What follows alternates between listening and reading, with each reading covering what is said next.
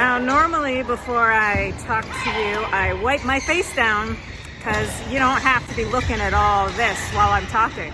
But today we're gonna talk about all this.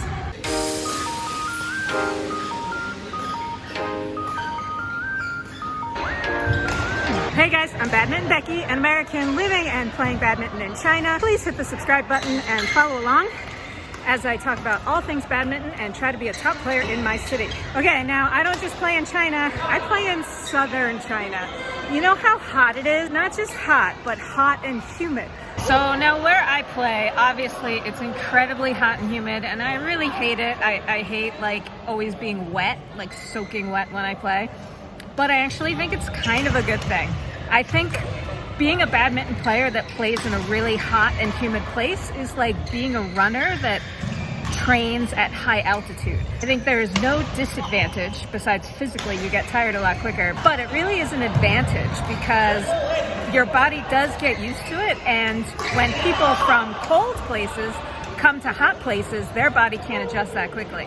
So I really do think it is an advantage because for the big competitions, they are in really hot places like southern China, Indonesia, Vietnam, Thailand. Even if they're in an air-conditioned hall, you can't stay inside all the time. You gotta go out, and when it's really hot and humid like it is here, it just zaps your energy. Like even if you're just going outside your hotel to get lunch or something, it zaps your energy in like a second. I do think it is a good thing if you don't live in a hot place and you have a chance to train in a hot place for a couple weeks.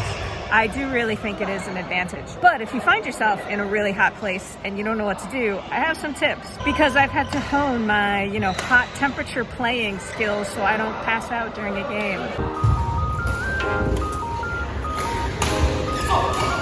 Also, I should mention that a lot of courts in Asia don't have air conditioning. I know a lot of Western courts, they have air conditioning in the summer, but here we don't because playing badminton is really cheap and trying to air condition such a huge place is expensive. So a lot of places don't have air conditioning.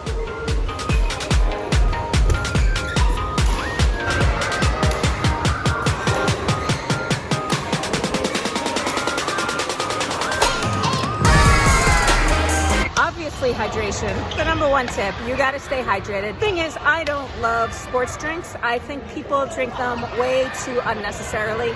We all know sports drinks are basically sugar. Like it's basically having a Coke. We think they're healthy because they have electrolytes, but they're not. You know that. And in cold places, even if I was sweating a lot, I wouldn't drink a sports drink because, if you have a normal, healthy diet, you don't need to drink all that sugar and stuff. Like you're not going to lose so many electrolytes. But when you play in really hot, humid weather, you do lose them. You do have to every now and then drink a sports drink, but you have to make sure to drink water too. You can't just drink sports drinks because, sweat is just pouring out of every single pore of your body. So you really need to replenish the water. So what I suggest is 2 bottles of water and then 1 bottle sports drink. And if you're only playing for 2 hours, I don't think you need to drink a sports drink. But if you're doing training or you're playing for more than 2 hours, I do 2 bottles water, 1 bottle sports drink. 2 bottle water, 1 bottle sports drink. That way you can make sure you're getting a little electrolytes, but you're not overdosing the sugar too much. Adjaya.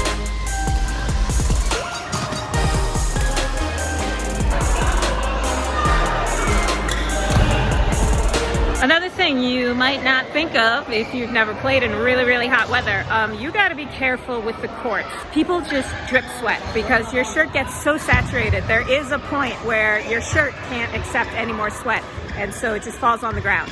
So you really do have to be careful, and you have to kind of know who in the group are the real sweaters because you don't want to play on a court after them because it's just like a minefield of drops everywhere, and you can easily slip and fall on the sweat drops.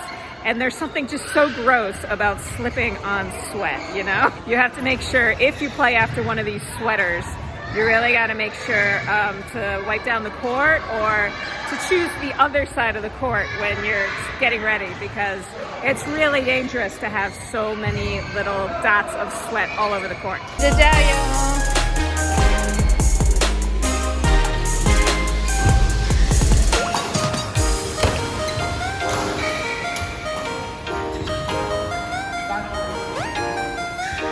Another thing, you gotta bring enough clothes. 2-3 shirts, not gonna get you through a day. You gotta bring like 3-4. You gotta bring a plastic bag because your shirts will be so soaking. Like people regularly squeeze their shirts out here. It's just a common thing.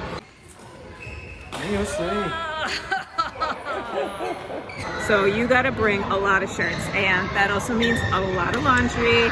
And in my house, like I always dry my shirts before I wash them. And in my house, I just have like shirts and pants and tights hanging everywhere because they're all just so soaking wet. You gotta, when you go home, take them out of your bag right away or you will be very, very sorry. So if you go somewhere hot to play or train, bring 5 times as many shirts as you think you'll need. Another necessary item for playing in hot weather, of course, is the towel. Obviously, everybody needs this when they play, but it's like life or death when you play in hot weather.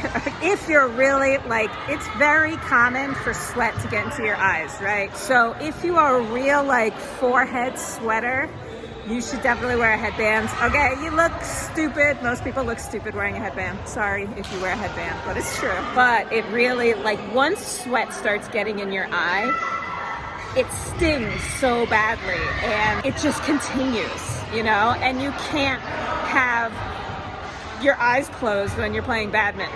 So if you don't want to wear a headband, you can wear, you know, the wristbands. For a long time, I was really on team wristbands. I would wear 2 wristbands. Even when I went out, like I would go to clubs wearing wristbands because it's just so hot here. Outside, walking the street at night, you sweat a lot. So I looked really stupid for like 1 or 2 years until I got used to it. Now I just always wear sports clothes, even when I'm just out or working or whatever.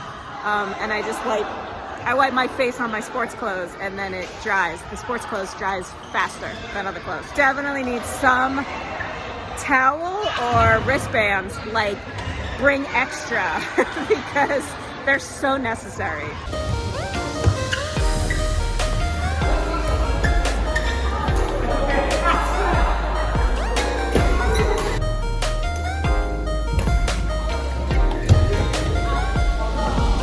And the last tip I'm just gonna deliver at the end of the night when I'm soaking wet with sweat. Woo, turning off the lights. You just have to get used to it. You know, if you're gonna come somewhere hot, come early. Hi, bye-bye.